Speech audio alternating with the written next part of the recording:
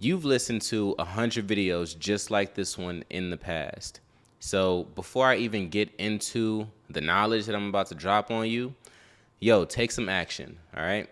Take some action and just get it done. With that being said, I'm your boy Fit Like Chris.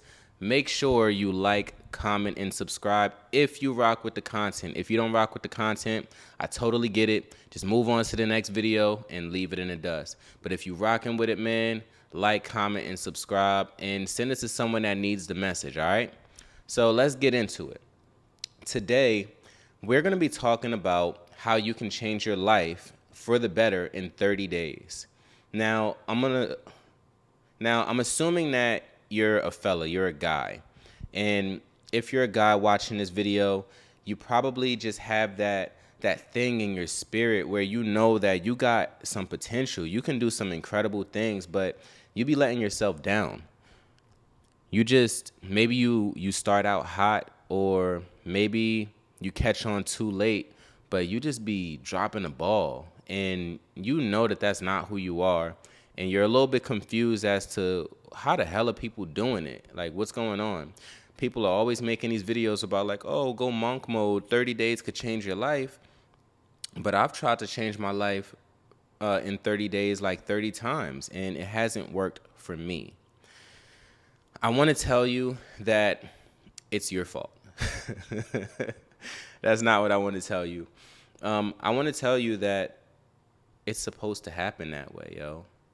And I don't think that these videos, they preach that enough. That you're supposed to try to change your life in 30 days, and you're supposed to fall going up that mountain 100 times. The fact that you tuned into another one of these videos shows that right now you're in another one of those pushes, and guess what? You might fall flat again. But what you gonna do? You're gonna find another video just like this. Maybe you'll rewatch this one. What needs to be talked about more is that the journey of a man is not a pretty one. Imagine that you're a basketball player, right? I make a joke with my girl. I'm like, yo, if I was a basketball player, I'd be like a D Wade. You know, I'm going like 8 of 9 of 21 from the field. You feel me? Like, I'm probably going to miss a whole lot more shots than I make, but I am a clutch performer. And when it matters most, I'm coming through. I'm not one of them people that's only going to take like 6 shots and go 6 for 6. That's not the way life works. Maybe some people with extreme circumstances, maybe they don't have to take many shots, and every shot that they take, it hits the net. But for majority of us, we got to put that work in. You got to be willing to fail. You got to be willing to try a different approach, and you have to be willing to stick to your guns when you know something to be true. So, changing your life in 30 days specifically, how can we do that? I want to start with one of the most obvious things, and you've heard this 1,000 times. Let's start with your fitness. Now, your body is literally your business card. When people see your body, they will be able to judge your level of consistency, your level of discipline, your level of self-worth. If you're out of shape and you're just a fat slob, yo, people are going to see you as a fat slob. And I can't bite my tongue with that no more, because the fat slobs out here, they don't want to hear that they're a fat slob. You want me to tell you that you're svelte and you look slimmer than ever and you're sexier than me?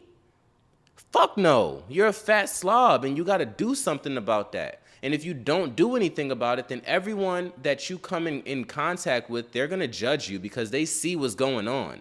They see that you're lazy. They see that you don't have any discipline. They see that you don't have any goals set for yourself. So, you start out with your fitness. And as someone that has made a living and still does make my living in the fitness industry, you can click underneath this video. I'm going to drop a link for you. I will coach you one-on-one. The link underneath the video is going to be a consultation video, ask you a few questions, and I'll get in touch with you, most likely by phone. With that being said, as someone that has made their living in fitness, I can tell you that it doesn't really matter what you do. It matters how you do it and at what frequency you do it at. I personally recommend that you get your workouts in early in the day, right? You want to get the workout in early because you're more likely to get it done in the morning. If you have to work at 9 a.m. and, you know, maybe you wake up at 8 a.m., get ready for work and leave 20 minutes before, you know, now you're out until 6 o'clock because that's when you'll get back in from work. Maybe you just need to take a load off at the end of the day. Maybe your homies want to play Fortnite and you want to play too. Maybe you got kids. Maybe you got a girl. Maybe you got other obligations. It's so many things that are going to be wrestling with that after work time. You always got to pour into your cup first. If you don't pour into your cup first, your cup is going to be empty and you're going to try and give people what you do not have, okay? So you got to bite the bullet and get your workout in early. And that leads to point number 2 is wake up early. Wake up very early. Because when you wake up early, it forces you to take your ass to bed, you feel me? And staying up late, doing absolutely nothing. What productive work does majority of the population get done at 11, 12, 1 in the morning? Really nothing. It's just time that you're spending twiddling your thumbs, maybe watching TV, doing, you know, things that are going to give you the quick pleasures. You'll get that quick dopamine in the moment, but then you're going to pay for it in the morning, right? Maybe you want to pay the price up front. So just take your ass to bed. I try to get in the bed by like 10, 11 the latest. And I like to wake up around 6. I'm not perfect. And as we stated earlier on in the video, your life is not supposed to be perfect, but you at least got to make that effort, okay? So get that workout in, wake your ass up in the morning, either hit the gym, maybe you go for a run, maybe you go for a walk, maybe you just wake up and you do 100 push-ups and 100 sit-ups. I don't care what you do.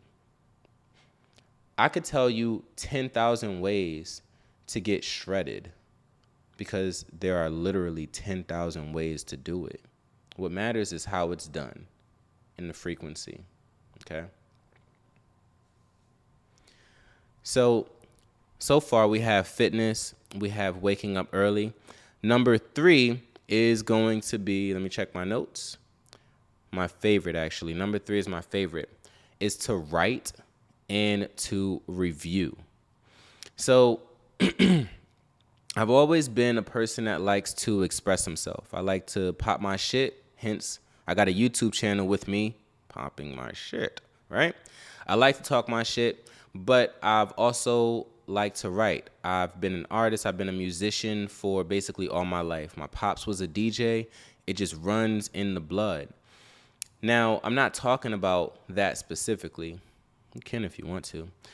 The kind of writing that I'm talking about is picking up a book and taking a pen to the paper. And it doesn't have to have any form or any structure to it. A lot of times I just write. I'll just like write my thoughts. And I started this by doing this 20-minute exercise, and it came from this book. I believe it's called The Creative Way. And I'm blanking on the author. It's a woman. And one of the activities that she tells you to do is basically set a timer for 20 minutes and just write the whole 20 minutes. Don't stop. Don't stop. Don't stop. If you run out of things to say, write, I just wrote out of things to say, until you hit 20 minutes. Now, the point of this exercise is at a certain point, you're going to get into your deep conscious, right?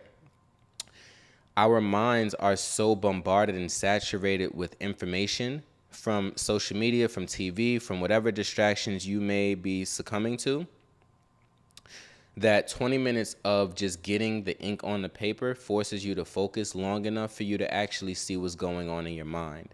And imagine your mind is a two-way street. You've turned it into a one-way street where you can identify the thoughts that are serving you and you can feed those thoughts and you can starve the thoughts that don't work for you. You feel me?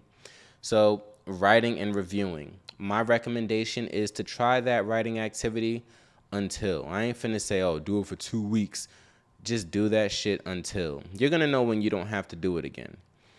And almost as important as the writing is you want to review. You want to read over your words and maybe underline or circle or put a check mark next to like, damn, that's like really resonating to me reading it back. When you can write something in this deep conscious state and then you go back over it with your conscious mind, deliberately going over it, and something just jumps off the page like, yo, me, pick me. That is literally how I get all of my ideas. Because maybe you don't feel it in a moment, but when you review it, you're like, oh shit, this is what I need to be doing. I need to be going this way and not going this way. So make sure you write and make sure you review, okay? You don't have to review as soon as you're done writing, but maybe you review it a day or two later. But just make sure you get that reviewing part done. One more thing, actually, before I move off of this point, is that writing has helped me to pop my shit even better. It helps you become such a great speaker because now you know how to articulate yourself. You have more words in your arsenal that you're more comfortable with using. I don't even think I've said in this video. Maybe I have, but I highly doubt it. And I might say it. Don't be listening for the word You need to listen for the message that I'm dropping. But yeah, it really helps you to speak and be more confident when you're articulating. You can speak with assertiveness. You can speak faster. Write and review, my friends. Last on the list. So far, we have our fitness. We have waking up early. We have write and review. And last but not least is to trade in. And what I mean when I say to trade in is you want to give up something that is not serving you and you want to replace it with something that will serve you. Now, you probably would need to start with something small. So maybe instead of getting the ice cream or the cookies at the grocery store, maybe you get some fruit, right? It's a lot harder to just X something out of your life than it is to replace it. And I actually learned that from the book Atomic Habits by James Clear. Basically, you want to replace what's not working with something that is working, and you want to give it enough time to make a difference in your life. I say 2 weeks. Everything takes 2 weeks to show a difference. And 2 weeks is being conservative. 2 weeks is being like, yo, if it makes a difference, like the latest that it'll make a difference is in 2 weeks. But you want to give yourself 2 weeks to see what your new replaced habit has done for you and what the lack of your vice is doing for you. And I'll give you a quick story before we wrap this thing up. So last year, we're in September 2024 right now. Last year in August of 2023, I was a major weed smoker. I was 28 years old and I just smoked weed, a lot of weed.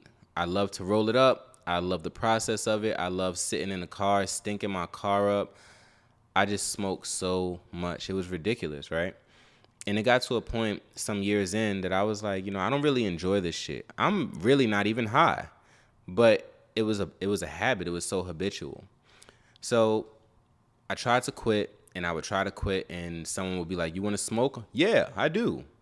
And I couldn't quit. So one day, I'm going to reference the book Atomic Habits right now. Again, let me show it to you really fast. This is a New York Times bestseller, and this book is one of the best books that I have ever read. And if you have not read Atomic Habits by James Clear, just check it out. Take my word. So one of the things that I learned from this book was to make your undesired habit undesirable. Make it disgusting. Make it gross. So I tried this. My boy hit me up to spark. We went to the garage. We're in the whip. We rolled up. My thing was I love Fronto. Fronto is just this huge tobacco leaf. So I would take my paper, like a raw paper, and I would put I would put the Fronto in there, and then I would just like break the weed up and roll it up like that, and it just hit so smooth, right? So I was like, yo, what is in Fronto? And on the packaging, it says, nicotine will give you cancer. So I'm like, oh, this shit got cancer in it. Let me look up what nicotine is. Mind you, I'm sparking a J. And I just read what nicotine did to you long term. And cancer was probably not the worst thing on that list. But it disgusted me. It truly disgusted me because I was so addicted and so in love with this process and with this habit. and it wasn't being nice to me, you know? And I was like, man, fuck this shit. Like, I'm disgusted. Like, how could you, like, give me something? How could you know who I'm talking about. How could you give me something that is gonna hurt me? I can't rock with that. So what I did was I X'd the habit out because I was grossed out by it. But that's also when I picked up walking. I just started to walk. And whenever I had the urge to do it, I knew that I needed to go for a walk just to clear my mind. And during my walks, I wasn't, trying really, really hard to just don't think. I was just allowing myself to think about whatever. I was allowing myself to think about the desire and wanting to go back to it, and allowing my mind to just run and ramble and shit. Sometimes we need that. We need our mind to go because we stimulated so much with these artificial things, and the mind is we lay down and our mind is still going from what we did at 4:00. You understand what I'm saying? That's why I started walking, because I gave up the weed. And yeah, it's just a really, really powerful thing when you replace your vice with something that it changes your life. And me giving up marijuana, or me giving up the tobacco, because I still be sparking from time to time, very, very rare. What it's done for me is it's allowed for me to sit in front of this camera and talk to you.